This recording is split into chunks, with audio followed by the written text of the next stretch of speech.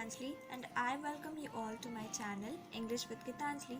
So, आज के lesson में हम बहुत ज़्यादा ही जो माना जाता है कि बहुत ज़्यादा डिफ़िकल्ट टॉपिक है वो पढ़ने वाले हैं, यानी कि टेंसेस पढ़ने वाले हैं। लेकिन टेंसेस को लेके जो बच्चों में नोशन होते हैं कि टेंसेस बहुत ज़्यादा डिफ़िकल्ट टॉपिक होते हैं, तो वो बिल्कुल ऐसा होता नहीं है, बहुत ही इजी होते हैं। और आज के लेसन में हम बहुत ही इजी वे में टेंसेस को समझने वाले हैं। So this is part 1 of the series of tenses. So ऐसे ही वीडियो लेक्चर्स में टेंसेस के बहुत सारे लेक्चर्स आएंगे और हम पूरा टेंसेस कवर करने वाले हैं। एग्ज़ाम पॉइंट ऑफ व्यू से भी ये बहुत ज़्यादा इंपॉर्टेंट होते हैं। तो let's get started without any further delay. So tenses क्या होते हैं? सबसे पहले तो हिंदी में इसे काल कहते हैं, राइट? सो टेंसेस को हम डिफाइन कर सकते हैं as the form of verb that shows the time of an action और अ स्टेट ऑफ बीइंग। मतलब कि टेंसेस ऐसे फॉर्म्स ऑफ वर्ब हैं जो सेंटेंस में टाइम और एक्शन को दर्शाते हैं, मतलब डिस्क्राइब करते हैं। जैसे आपको कोई भी सेंटेंस दिया जाए तो आप उसे आइडेंटिफाई कर सकते हैं वहाँ पे कौन सा टाइम है, वो स्टेटमेंट कब, वो सेंटेंस कब बोला जा रहा है, प्लस वो क्या हो रहा है, उसमें क्या एक्शन हो रहा है। आप इसे कैसे पहचान सकते हैं? फॉर्म ऑफ वर्ब को देख के, उसके टाइम को और उसके एक्शन क्या हो रहा है, राइट? तो फिर हम शॉर्ट में कह सकते हैं कि time plus action is equals to tense. मतलब टेंस का मतलब होता है कि वो सेंटेंस में आपको टाइम का भी पता चले, एक्शन का भी पता चले, तो बस हम उसी को टेंसेस बोलते हैं। तो एक एग्जांपल देखते हैं, द बॉयज़ फ्लाई काइट्स। तो यहाँ पे फॉर्म ऑफ वर्ब दिख रहा होगा फ्लाई, ये V1 है, मतलब बेस फॉर्म ऑफ वर्ब है, मतलब फ्लाई है। आपको ये पता चल रहा होगा कि V1 का मतलब होता है जो प्रेजेंट में होता है। द बॉयज़ फ्लाई काइट्स मतलब जो लड़के हैं वो पतंग उड़ाते हैं। तो पतंग उड़ाते हैं मतलब प्रेजेंट में उड़ाते हैं, लेकिन इसमें हमें एक्शन का पता चल रहा है कि पतंग उड़ाते हैं प्रेजेंट में। ये फॉर्म वर्ब के फॉर्म से पता चल जा रहा है कि ये प्रेजेंट में हो रहा है। तो ऐसे ही दूसरा वाला है the birds flu away. Flu यहाँ पे देखिए, फ्लू है जो V2 को बता रहा है। V2 मतलब पास्ट फॉर्म ऑफ वर्ब है। फ्लू का मतलब होता है उड़ गया, मतलब जो पक्षी थे वो उड़ गए। फ्लू मतलब उड़ गए, समझ में आया? Okay. We shall fly kites on Makar Sankranti. Shall fly हमेशा शैल कहाँ लगता है? फ्यूचर में लगता है। तो फ्लाई है, तो फिर यहाँ पे ये पता चल रहा होगा कि ये फ्यूचर का है। तो फिर यहाँ पे एक्शन का भी पता चल रहा है और टाइम का भी पता चल रहा है। शैल फ्लाई मतलब फ्यूचर में, तो हम लोग पतंग उड़ाएंगे मकर संक्रांति में, राइट? तो एक्शन का भी पता चल रहा है कि पतंग उड़ाएंगे, उड़ाने को। क्लियर? तो अब हम देखते हैं टेंसेस कितने तरह के होते हैं। तो 3 मेन टेंसेस होते हैं, present, past and future. Present नाम से ही पता चल रहा है जो अभी चल रहा है, पास्ट जो बीत चुका है, फ्यूचर जो आने वाला है। उसी तरह 4 फॉर्म्स ऑफ टेंसेस होते हैं, simple, indefinite, continuous, perfect and perfect continuous. मतलब सिंपल में इंडेफिनाइट का मतलब होता है असीमित, जिसकी कोई सीमा ना हो। तो ऐसे सेंटेंसेस जो सिंपल हो, मतलब इंडेफिनाइट हो, जहाँ हमें किसी भी एक्शन जो हो रहा है उसका पता ना चले कि वो कब तक होगा या कब से हो रहा है, तो उस सेंटेंस में वो इंडेफिनाइट का काम होता है। कंटिन्यूअस मतलब नाम से ही पता है लगातार, कोई भी चीज़ जो लगातार चल रही हो। परफेक्ट मतलब जो काम पूरी तरह से कंप्लीट हो गया हो। जो भी सेंटेंस दिया रहता है उसमें अगर आपको परफेक्ट दिख जाए, ऐसे हम आगे पढ़ने वाले हैं कि क्या होता है स्ट्रक्चर परफेक्ट का, और ऐसे सारी चीज़ों का स्ट्रक्चर हम पढ़ने वाले हैं, अच्छे से समझने वाले हैं। बस यहाँ पे ओवरव्यू ले लीजिए। तो देखो, यहाँ परफेक्ट का मतलब है 100% कोई काम कंप्लीट हो जाना, राइट? 4th जो फॉर्म है वो है परफेक्ट कंटिन्यूअस। यहाँ परफेक्ट है प्लस कंटिन्यूअस है, मतलब कोई काम कंटिन्यूअसली चल के परफेक्टली ख़त्म हो चुका है, मतलब कंटिन्यूअस चला है, लगातार चलते हुए वो अब बिल्कुल पूरी तरह से ख़त्म हो चुका है, तो उसे ही हम परफेक्ट कंटिन्यूअस कहते हैं। ये एक्शन है और ये सब टाइम है। जैसे फ्यूचर टाइम हुआ कि आने वाला समय, ये सब एक्शन का पता चलता है हमें कि एक्शन कब तक हो रहा है, कब से होगा, कंप्लीट हुआ कि नहीं, राइट। तो आई होप कि यहाँ तक आपको अच्छे से समझ आया होगा। नाउ हम लोग अब देखते हैं टेंसेस के टाइप्स। सो टेंसेस के टाइप्स कुल 12 तरह के टेंसेस होते हैं। टेंसेस, सबसे पहला टेंस है simple present tense. Simple present tense यहाँ पे देख रहे हैं कि एक्शन प्लस हमने टाइम को जोड़ा है, तो वो हमारा पहला टाइप का टेंस हो गया सिंपल प्रेजेंट टेंस। इन सबको हम पूरी डिटेल में पढ़ने वाले हैं, so no worries. Present continuous, present continuous time को फिर से एक्शन से जोड़ा है, मतलब जो काम ऐसा हो जो प्रेजेंट में हो, टाइम पता चल रहा है, कंटिन्यूअसली हो, लगातार हो। प्रेजेंट परफेक्ट, ऐसा कोई काम जो प्रेजेंट में हो और वो परफेक्टली उसी समय खत्म हो जाए। प्रेजेंट परफेक्ट कंटिन्यूअस, ऐसा काम जो प्रेजेंटली अभी प्रेजेंट में स्टार्ट हुआ हो, कंटिन्यूअसली लगातार चलते हुए 100% खत्म हो गया हो। सिंपल, अब हम पास्ट वाले देखते हैं। सिंपल पास्ट टेंस, अब यहाँ पे पास्ट देखने वाले हैं तो पास्ट में कोई काम होगा, जैसे पास्ट टाइम से पता चल रहा है यहाँ पे। सिंपल, यहाँ पे सिंपल है मतलब कि इनडेफिनाइट, हमें काम हो रहा है वो तो पता चलेगा, लेकिन कब तक चलेगा, कब से हो रहा था, कब तक होगा, ये नहीं पता है। पास्ट में कब तक वो काम हुआ था ये नहीं पता है हमें, एक्शन का कुछ पता नहीं है ज़्यादा, टाइम पता है पास्ट में। पास्ट कंटिन्यूअस, पास्ट कंटिन्यूअस में होता है कि कोई भी काम पास्ट में लगातार चला था फिर ख़त्म हुआ था। पास्ट परफेक्ट, कोई भी काम पास्ट में मतलब जो बीत चुका है पास्ट में परफेक्टली ख़त्म हो चुका था। पास्ट परफेक्ट कंटिन्यूअस, पास्ट में कोई भी काम लगातार चलते हुए परफेक्टली उसी वक्त ख़त्म हो गया था, लगातार चलने के बाद ख़त्म हो गया था। तो आई होप कि इतना समझ आया होगा। अब फ्यूचर का देखते हैं।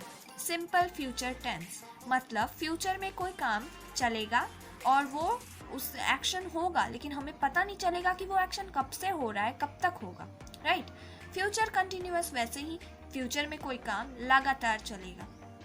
फ्यूचर परफेक्ट, फ्यूचर में कोई काम 100% खत्म हो जाएगा होके। फ्यूचर परफेक्ट कंटिन्यूअस, फ्यूचर में कोई काम लगातार चलेगा फिर परफेक्टली वो खत्म हो जाएगा पूरी 100%। तो ये थी हमारी 12 types of tenses.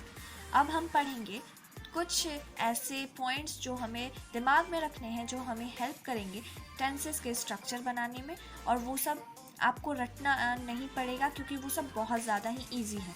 So let's see.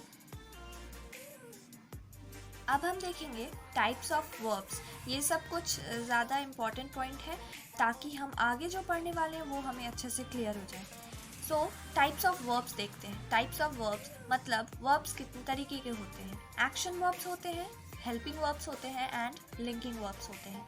तो पहले हम देखते हैं कि वर्ब्स क्या होते हैं। तो वर्ब्स ऐसे वर्ड होते हैं जो डिस्क्राइब करते हैं एक्शन को, मतलब कोई भी काम हो रहा है तो उसे डिस्क्राइब करने में हमारी मदद करते हैं। ऐसे वर्ड्स को हम वर्ब्स कहते हैं। जैसे कि प्लेइंग, तो प्ले मतलब प्ले जो है वो एक एक्शन को दर्शा रहा है, मतलब प्ले खेलना भी एक काम है, राइट। तो वो बता रहा है, तो वो वर्ड को हम वर्ब्स कहेंगे, वर्ब कहेंगे। वो एक वर्ब है जो एक्शन को बता रहा है, डिस्क्राइब कर रहा है। जैसे डांस, डांस करना भी एक काम है, एक्शन है, तो वो वर्ड एक्शन को दर्शा रहा है, तो वो भी एक वर्ब है। तो आई होप कि आपको क्लियर हुआ होगा।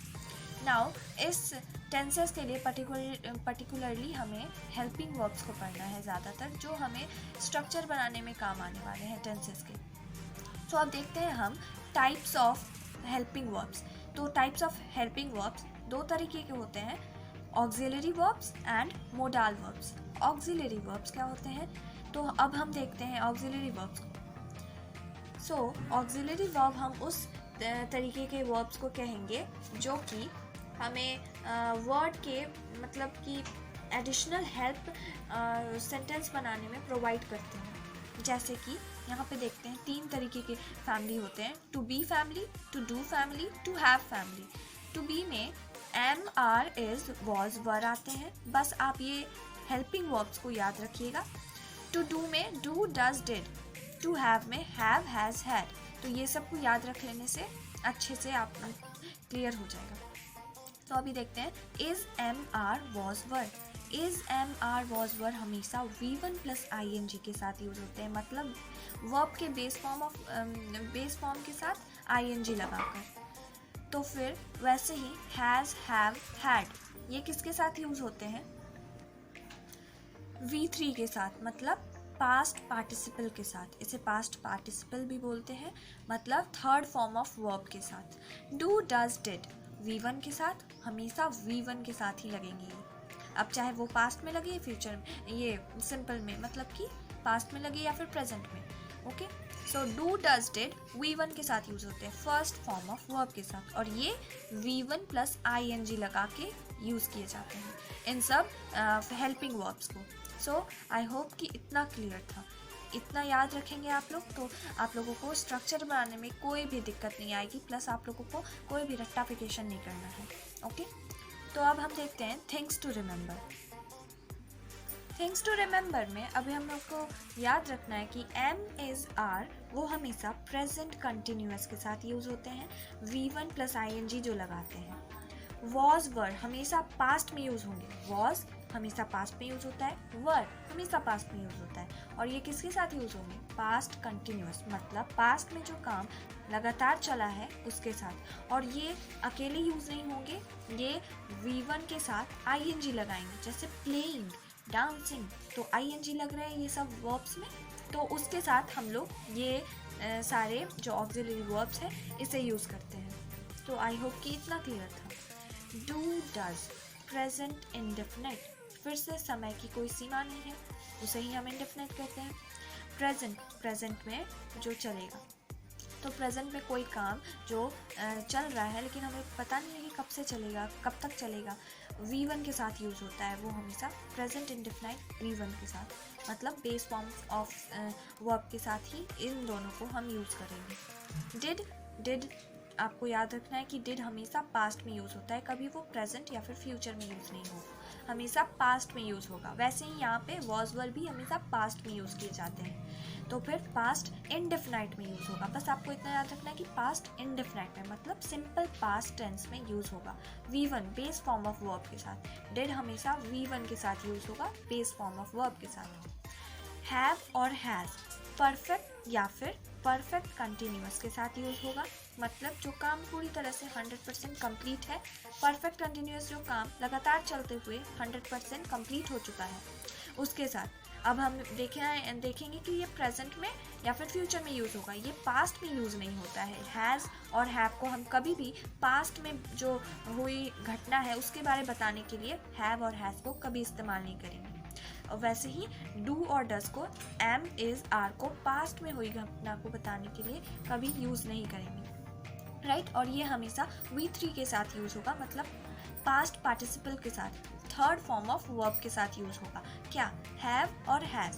अब है हैड हमेशा पास्ट परफेक्ट या फिर पास्ट परफेक्ट कंटिन्यूअस के साथ। ये तीनों सेम है, वॉज, वर, डिड, हैड, ये हमेशा पास्ट के साथ यूज़ होंगे, और ये सब प्रेजेंट के साथ यूज़ होंगे या फिर फ्यूचर के साथ। फ्यूचर में से, इन दोनों में से फ्यूचर में यूज़ उतना कुछ होता नहीं है, लेकिन ये प्रेजेंट और फ्यूचर में यूज़ होंगे। बाकी ये सब जो हैं वो सब हमेशा पास्ट में यूज़ किए जाते हैं, जैसे पास्ट परफेक्ट कंटिन्यूअस। और ये कौन से वर्ब के साथ लगेंगे? V3 फॉर्म ऑफ वर्ब के साथ, मतलब V के थर्ड फॉर्म के साथ। हैड, डिड, वॉज, वर, ये सब अच्छे से लर्न करने पॉइंट्स मतलब लर्न करने लायक है, ये सब दिमाग में रहेंगे तो स्ट्रक्चर बनाने में तुम लोगों को ज़्यादा कुछ दिक्कत नहीं हो सकते। ओके, सो आज के लिए इतना ही, इतना क्लियर है।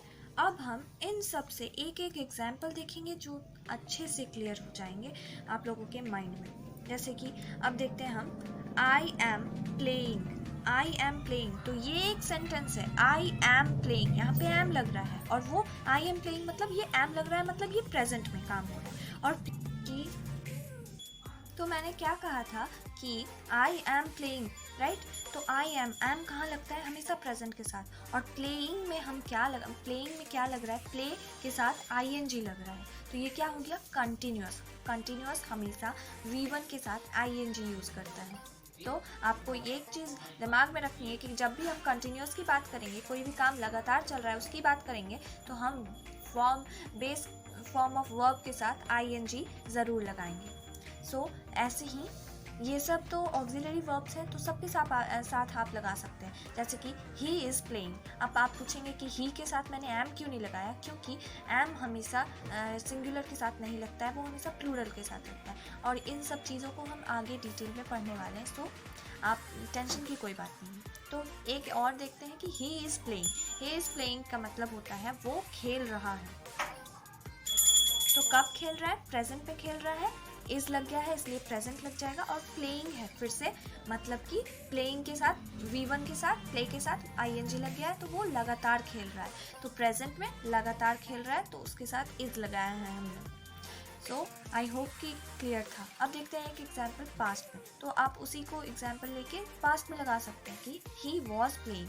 तो वैसे ही के साथ हमेशा वॉज लगता है, वर नहीं लगेगा। ये भी हम आगे पढ़ने वाले हैं, क्योंकि वर हमेशा प्लूरल के साथ लगता है, और ही है जो सिंगुलर है, मतलब एक पर्सन है, राइट। तो ही वॉज प्लेइंग, तो पास्ट में वो खेल रहा था, पास्ट में खेल रहा था और लगातार खेल रहा था, इसलिए हम लोग V1 ing लगाया है हमने, राइट। तो आपको हमेशा प्लीज़ ये चीज़ याद रखनी है कि कंटिन्यूअस जहाँ भी लगे वहाँ पे V1 ing ही लगाना है, राइट।